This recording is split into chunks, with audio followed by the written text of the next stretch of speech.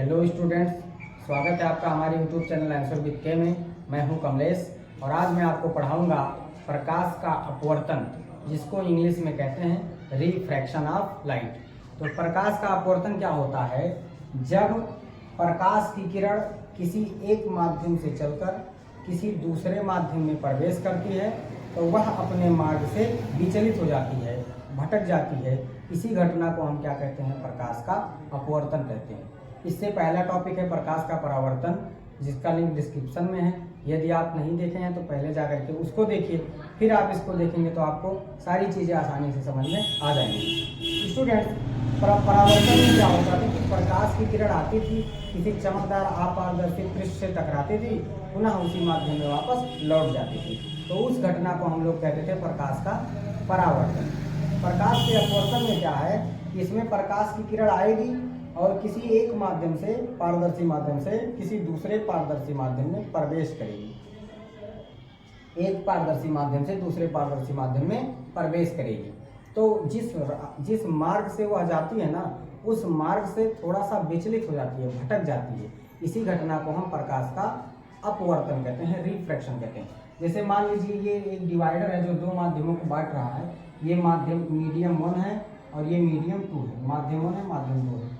यहाँ पर मान लीजिए कोई प्रकाशिक स्रोत है जिससे कि प्रकाश उत्पन्न हो रहा है। ये मान लीजिए कोई प्रकाशिक स्रोत है, तो यहाँ से एक प्रकाश की किरण चल करके आई। अब उसको ये प्रकाश की किरण चल करके आई, अब वो इस माध्यम से मीडियम 1 से मीडियम 2 में प्रवेश करेगी, एक माध्यम से दूसरे माध्यम में प्रवेश करेगी। तो इसको इस तरह से सीधा जाना चाहिए था। ये इस तरह से आएगी और इस तरह से सीधा उसको अपने पथ पर जाना चाहिए था। लेकिन अपवर्तन क्या कहता है कि जब एक माध्यम से दूसरे माध्यम में प्रकाश की किरण प्रवेश करती है तो वह अपने मार्ग से विचलित हो जाती है, भटक जाती है। तो वो अपने मार्ग से या तो उस तरफ चली जाएगी या तो इस तरफ चली जाएगी। इसी घटना को हम क्या कहते हैं? प्रकाश का अपवर्तन कहते हैं। तो यहाँ पर ये अपने मार्ग से विचलित हो जाएगी, इस तरफ या उस तरफ, किसी तरफ झुक जाएगी। वो हम लोग आगे देखेंगे कि वो प्रकाश अपने मार्ग से किस ओर विचलित हो गई।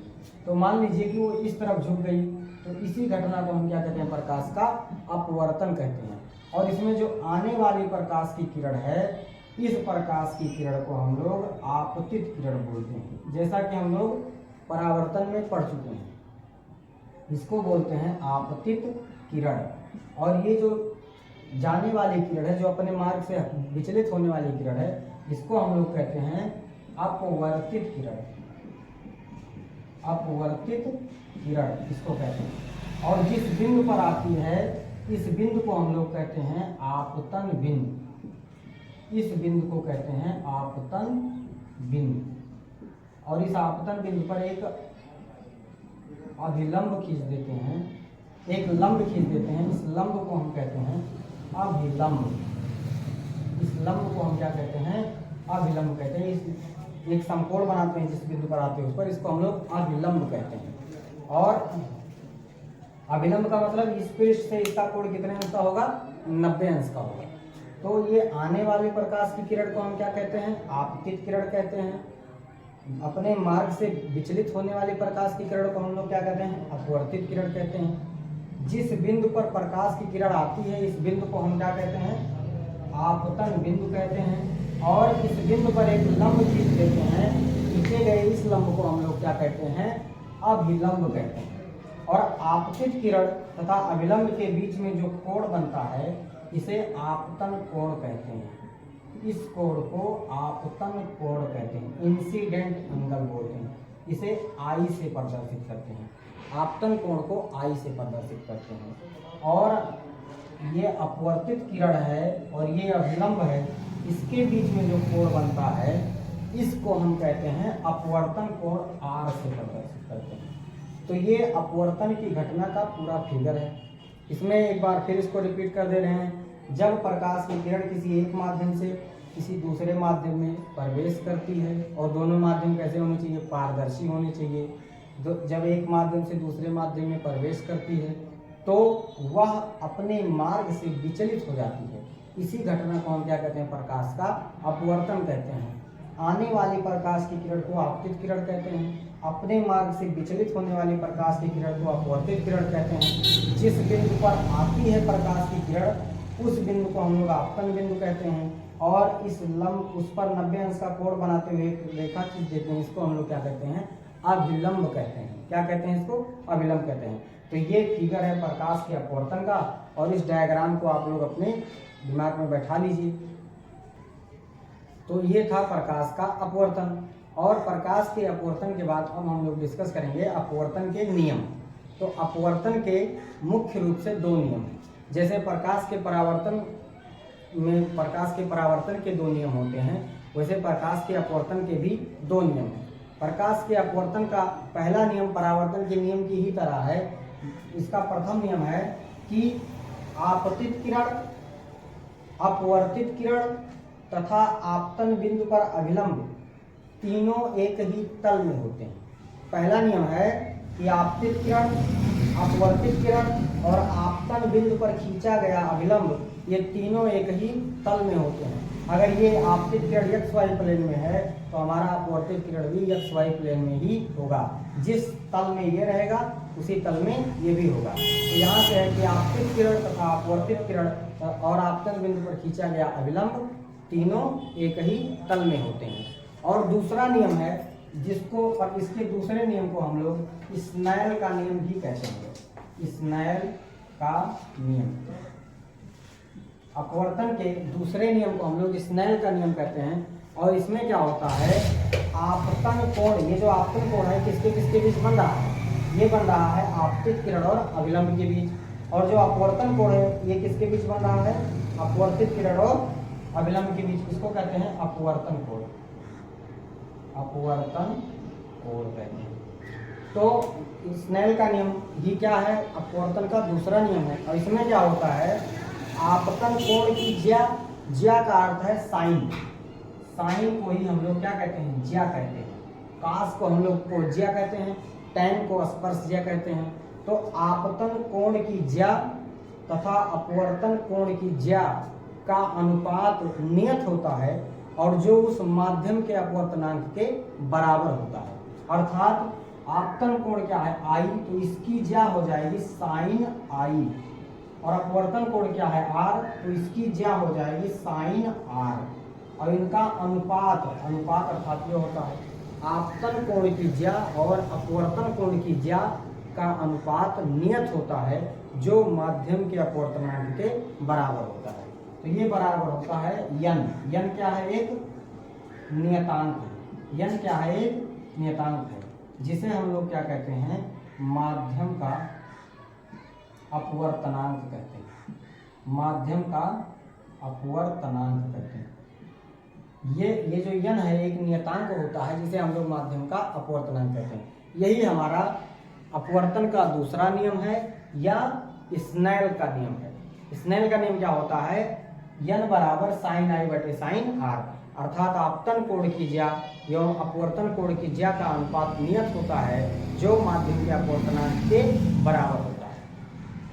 तो यहाँ पर अपवर्तन के दूसरे नियम में हम लोग एक राशि का बार बार नाम ले रहे थे जिसका नाम था अपवर्तनांक। तो ये अपवर्तनांक क्या होता है, आइए अपवर्तनांक पर डिस्कस करते हैं। अपवर्तनांक को इंग्लिश में कहते हैं रिफ्रैक्टिव इंडेक्स। रिफ्रैक्टिव इंडेक्स,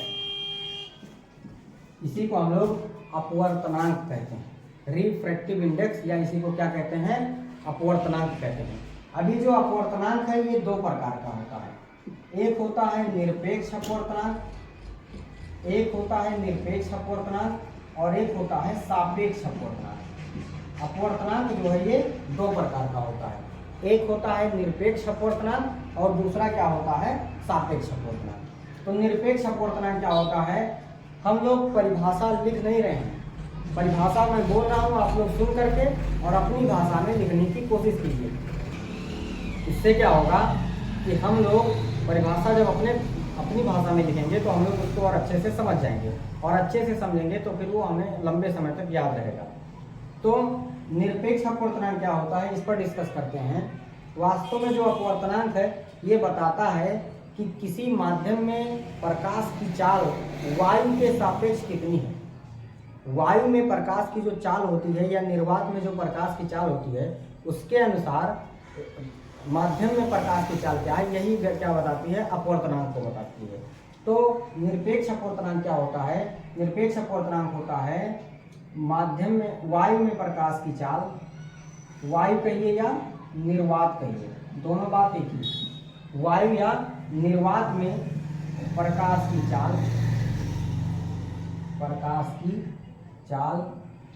तथा माध्यम में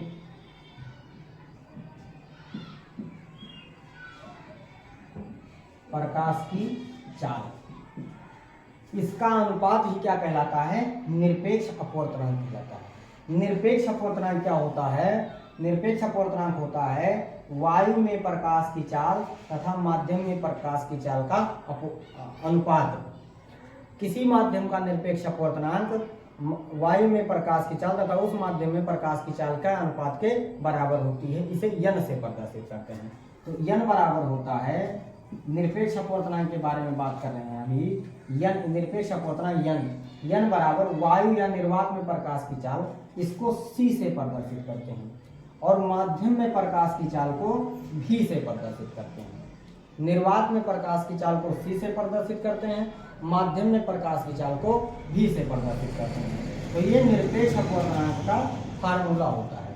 निरपेक्ष अपवर्तनांक बराबर होता है वायु या निर्वात में प्रकाश की चाल बटे माध्यम में प्रकाश की चाल। अब इसका कोई मात्रक नहीं होता है, ये मात्रकहीन राशि है, विमाहीन राशि है, क्योंकि ऊपर भी चाल है प्रकाश का, नीचे भी प्रकाश का चाल है, इसलिए इसका कोई मात्रक नहीं होता है। और यहाँ पर ये जो सी है, सी को हम कहते हैं निर्वात में प्रकाश की चाल।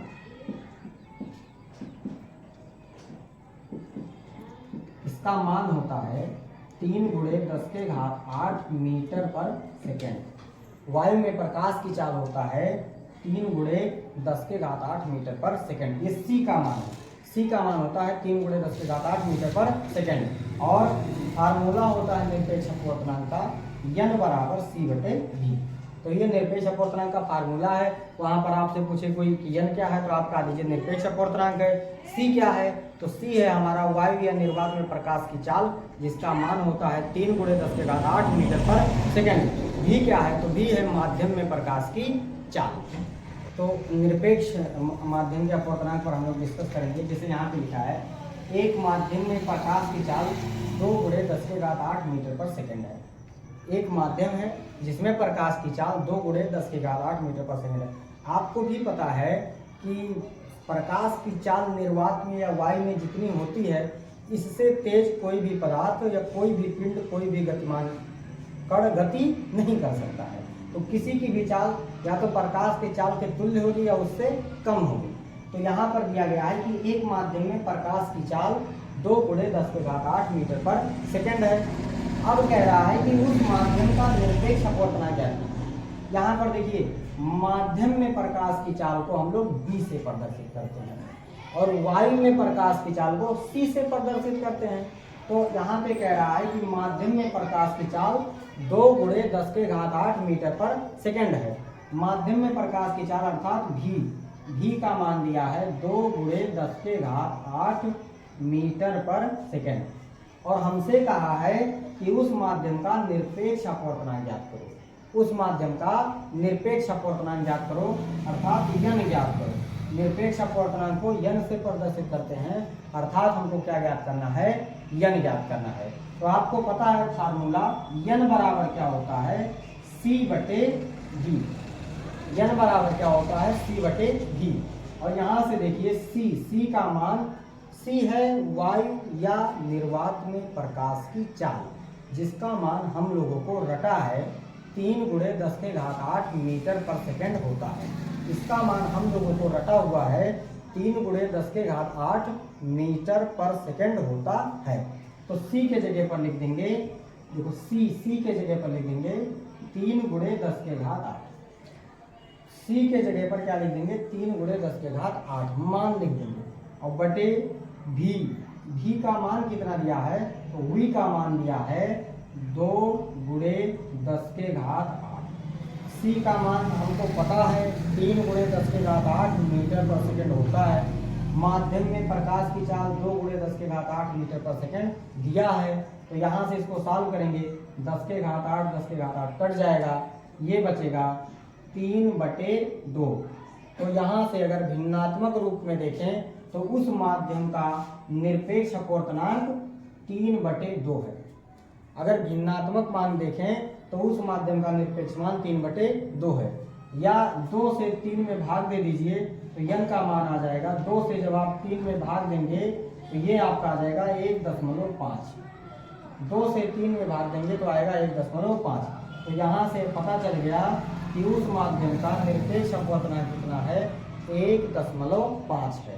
यहाँ से पता चल गया कि उस माध्यम का निरपेक्ष अपवर्तनांक कितना है, 1.5 है। तो निरपेक्ष अपवर्तनांक के बारे में कुछ बातें हैं जो कि हमें समझनी चाहिए। जैसे उसको नोट में करके हम लोग लिख ले रहे हैं। पहला है कि जिस माध्यम का निरपेक्ष अपवर्तनांक n का मान अर्थात निरपेक्ष अपवर्तनांक, जिस माध्यम का निरपेक्ष अपवर्तनांक कम होता है, जिस माध्यम का निरपेक्ष अपवर्तनांक कम होता है उस माध्यम को हम लोग विरल माध्यम कहते हैं। कौन सा माध्यम कहते हैं? विरल माध्यम कहते हैं। जिस माध्यम का निरपेक्ष अपवर्तनांक कम होता है उस माध्यम को हम लोग क्या कहते हैं? विरल माध्यम। और दूसरा पॉइंट है जिसमें n का मान अधिक होता है, जिसमें n का मान क्या होता है? अधिक होता है, उस माध्यम को हम लोग कहते हैं सघन माध्यम। सघन माध्यम। तो यहाँ से एक बात पता चल गया कि जिस माध्यम का निरपेक्ष n का मतलब क्या है? n का मतलब निरपेक्ष अपवर्तनांक। तो जिस माध्यम का निरपेक्ष अपवर्तनांक कम होता है उसे हम विरल माध्यम कहते हैं, और जिस माध्यम का निरपेक्ष अपवर्तनांक अधिक होता है उसे हम सघन माध्यम कहते हैं, रेयरर मीडियम, डेंसर मीडियम। तो विरल माध्यम और सघन माध्यम के कोई पूछे आपसे क्या होता है तो आप बताएंगे कि जिसमें निरपेक्ष अपवर्तनांक कम होगा जिसका, वो होगा विरल माध्यम, जिसका निरपेक्ष अपवर्तनांक अधिक होगा वो होगा सघन माध्यम। तीसरी बात है, जब प्रकाश की किरण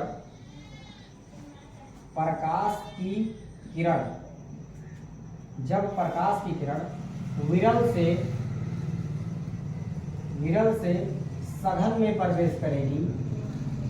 से सघन में प्रवेश करेगी, तो क्या होगा? वो अभिलंब की ओर झुक जाएगी,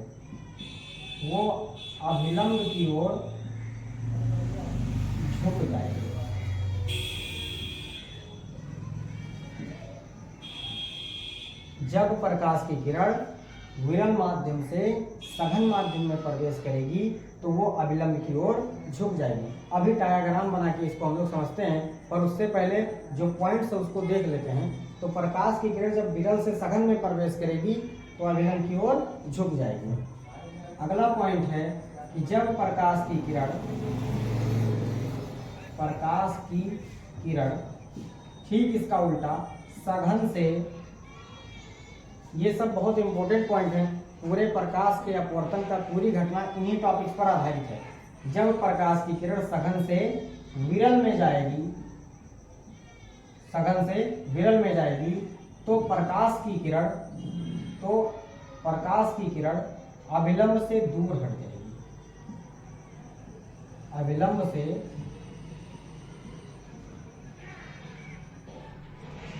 दूर हट जाएगी, अभिलंब से दूर हट जाएगी। तो यहाँ पर निरपेक्ष अपवर्तनांक से संबंधित कुछ टॉपिक्स हैं जो कि आपको हमेशा याद रखना है। अगर आपको प्रकाश के अपवर्तन की सारी घटनाओं को समझना है तो ये पॉइंट्स आपको याद होने चाहिए। पहला, निरपेक्ष अपवर्तन का मतलब क्या है? निरपेक्ष अपवर्तनांक। निरपेक्ष अपवर्तनांक का मान अगर कम है तो उसे हम लोग विरल माध्यम कहेंगे, अगर अधिक है तो उसको हम लोग सघन माध्यम कहेंगे। और जब प्रकाश की किरण विरल माध्यम से सघन माध्यम में जाएगी, अर्थात कम निरपेक्ष अपवर्तनांक वाले से अधिक निरपेक्ष अपवर्तनांक वाले में जाएगी, तो प्रकाश की किरण जो है वो अभिलंब की ओर झुक जाएगी। अभिलंब की ओर यहाँ पे और रहेगा, अविलंब की ओर झुक जाएगी।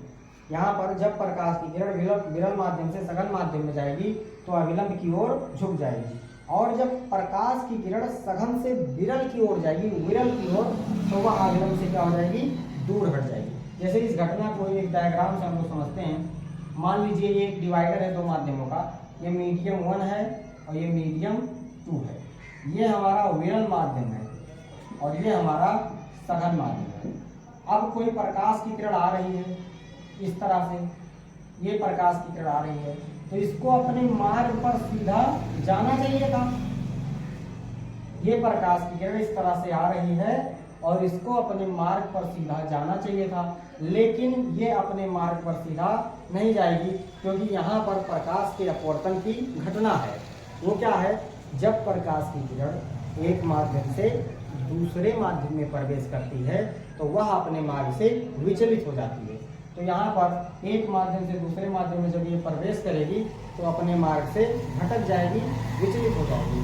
तो अब यहाँ पर क्या बनेगा, जिस बिंदु पर आती है उसको क्या कहते हैं, आपतन बिंदु कहते हैं। यहाँ पर एक लंब खींचते हैं, इस लंब को हम लोग क्या कहते हैं, इस लंब को हम लोग अभिलंब कहते हैं। इस लंब को क्या कहते हैं स्टूडेंट्स, अभिलंब कहते हैं। तो अब यहाँ पर घटना है, ये विरल माध्यम है, ये सघन माध्यम है। प्रकाश की किरण कहाँ से कहाँ जा रही है, विरल माध्यम से सघन माध्यम में। तो देखिए जब विरल से सघन में जाएगी तो क्या होता है, अभिलंब की ओर झुक जाएगी। जाना चाहिए ऐसे, जाना चाहिए इस तरह से, पर अभिलंब इधर है तो ये अभिलंब की ओर क्या करेगी, झुक जाएगी। जब भी प्रकाश की किरण विरल माध्यम से सघन माध्यम में जाएगी तो अभिलंब की ओर झुक जाएगी। दूसरी घटना है, ये मान लीजिए कोई डिवाइडर है, अब ये वाला सघन माध्यम है और ये वाला विरल माध्यम है। अब की बार इस चौथे पॉइंट को समझते हैं। ये वाला सघन माध्यम, वाला विरल माध्यम है। सघन माध्यम का मतलब इसका अपवर्तनांक कम है, ज्यादा है, इसका अपवर्तनांक कम है। सघन का अपवर्तनांक ज्यादा होता है, विरल का अपवर्तनांक कम होता है। तो यहाँ से देखेंगे प्रकाश की किरण आ रही है, ध्यान से देखेंगे, प्रकाश की किरण आ रही है। अब इसको अपने मार्ग पर सीधा जाना चाहिए था। इस प्रकाश की किरण को अपने मार्ग पर सीधा जाना चाहिए था, पर अपवर्तन की घटना है कि एक पारदर्शी माध्यम से दूसरे पारदर्शी माध्यम में जब प्रकाश की किरण प्रवेश करती है तो वह अपने मार्ग से विचलित हो जाती है। तो यहाँ पर जिस बिंदु पर आती है उस बिंदु को आपतन बिंदु कहते हैं और उस पर एक लंब खींच देते हैं, जिसे हम लोग क्या कहते हैं, अभिलंब कहते हैं। अब देखो सघन माध्यम से विरल माध्यम में जाएगी तो अभिलंब से दूर हट जाएगी, तो इस तरह जाना चाहिए, ये अभिलंब है। तो अगर इधर आएगी तो इसको अभिलंब की ओर झुकना कहेंगे, उधर जाएगी तो हम अभिलंब से दूर जाना कहेंगे। इस तरह से ये प्रकाश की किरण इस तरफ ना आकर के उस तरफ चली जाएगी। तो जैसे जैसे माध्यम बदलेगा हमें यह पता चलेगा कि प्रकाश की किरण अभिलंब की ओर झुकेगी या अभिलंब से दूर हटेगी, डिपेंड करेगा कि वो कौन सा माध्यम है। सघन माध्यम है तो सघन माध्यम से विरल में जाएगी, अभिलंब से दूर हटेगी। विरल माध्यम से सघन माध्यम में जाएगी तो अभिलंब की ओर झुकेगी। यहाँ पर कुछ माध्यम दिए गए हैं, ये पारदर्शी माध्यम है जिनके निरपेक्ष अपवर्तनांक दिया गया है। जैसे वायु या निर्वात, तो वायु या निर्वात का निरपेक्ष अपवर्तनांक होता है 1। जल, इसको NW से प्रदर्शित करते हैं। जल का निरपेक्ष अपवर्तनांक होता है 4/3, ये भिन्नात्मक मान है, या दशमलव में 1.33। इसी तरह से कांच का निरपेक्ष अपवर्तनांक होता है 3/2, ये भिन्नात्मक मान है, और दशमलव में होता है 1.5, और हीरे का होता है 2.42। तो यहाँ पर मैं पूछूं कि चारों माध्यम में कौन सबसे अधिक विरल है, तो आप कहेंगे कि वायु सबसे अधिक विरल है, क्योंकि इसका निरपेक्ष अपवर्तनांक कम है। और आपको पता है जिसका निरपेक्ष अपवर्तनांक कम होता है उसे हम लोग विरल माध्यम कहते हैं, जिसका निरपेक्ष अपवर्तनांक अधिक होता है उसको हम लोग सघन माध्यम कहते हैं। तो यहाँ पर इसका निरपेक्ष अपवर्तनांक कम है तो ये विरल है, और इसका निरपेक्ष अपवर्तनांक अधिक है तो ये कौन सा माध्यम है, सघन माध्यम है। अब इसी चीज़ को थोड़ा ध्यान से समझेंगे। इन दोनों माध्यमों की अगर तुलना कराई जाए तो आपसे पूछा जाए कि वायु और जल में कौन विरल है कौन सघन है, तो आप दोनों के अपवर्तनांक को देखेंगे इसका कम है, इसका ज़्यादा है, तो हम कहेंगे कि जल सघन माध्यम है, वायु विरल माध्यम है।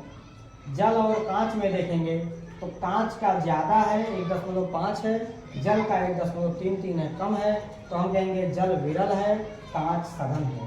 कांच और हीरे में देखेंगे तो हीरे का ज़्यादा है तो हीरा सघन है, कांच विरल है। तो हम यह देखेंगे कि हम किन दो माध्यमों की तुलना करा रहे हैं, किन दो माध्यमों के बारे में बात कर रहे हैं। अगर जल और कांच की बात की जाएगी तो जल हमारा विरल हो जाएगा, कांच हमारा सघन हो जाएगा। सीधा सा मतलब है कि जिसका निरपेक्ष अपवर्तनांक कम होगा वह हमारा विरल होगा, और जिसका निरपेक्ष अपवर्तनांक अधिक होगा वह हमारा सघन होगा। तो स्टूडेंट्स, आई होप कि आपको ये सारी चीज़ें आसानी से समझ में आया होगा, और आज हम निरपेक्ष अपवर्तनांक के सारे टॉपिक्स को कवर कर चुके हैं। नेक्स्ट वीडियो में हम लोग डिस्कस करेंगे सापेक्ष अपवर्तनांक क्या है, और सापेक्ष अपवर्तनांक से संबंधित सारे क्वेश्चंस और सारे फार्मूले।